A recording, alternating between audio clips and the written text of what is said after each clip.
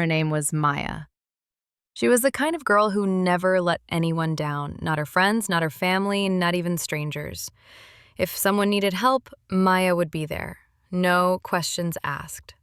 In school, she was the one who stayed late to help classmates with homework, even when she hadn't finished her own.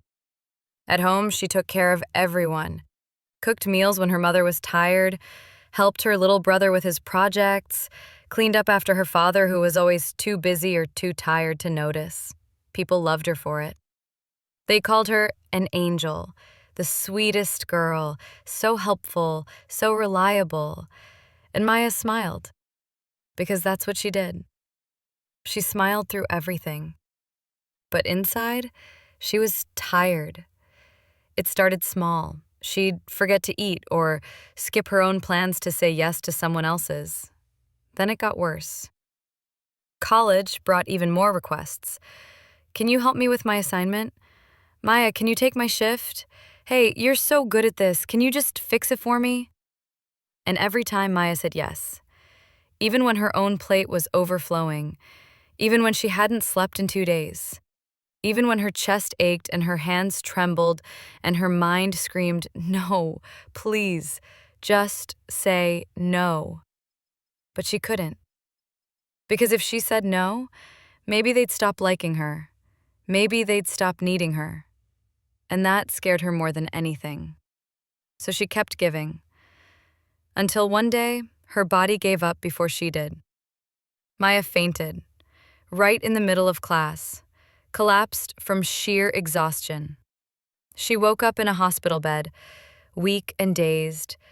The nurse said she'd been unconscious for hours. The doctor gently asked her about stress, sleep, food, all the things Maya had been ignoring. She looked around the room. It was quiet, too quiet. No flowers, no friends, no classmates. The same people she stayed up late for weren't there. Only her mother sat by her bedside, holding her hand, eyes swollen from crying. That emptiness hurt more than the needles or the IV drip. It was in that silence Maya realized the truth. She had given so much of herself to others that no one thought to give anything back. That night, staring at the pale ceiling, something inside Maya cracked open. She whispered, I'm so tired of being everything for everyone and nothing for myself. And for the first time in her life, Maya said no. She said no to helping a friend with their paper because she had one of her own. No to working extra shifts because she needed rest. No to a family dinner because she needed time alone. And then something else happened. Something she hadn't expected. People started leaving. One by one, the ones who only stayed for what she could give disappeared. Some whispered behind her back, she's changed. Others stopped calling entirely. Her circle, once so wide and full of noise, began to shrink, smaller, quieter, lonelier. But not empty, because a few people stayed, not for help, not for favors, just for her. And that's when Maya finally understood. Saying no didn't make her selfish, it made space for the truth. She still cared, still helped, but no longer at the cost of herself. Maya didn't stop being kind, she just started being kind to herself too. Moral of the story? Saying no is not cruelty, it's clarity.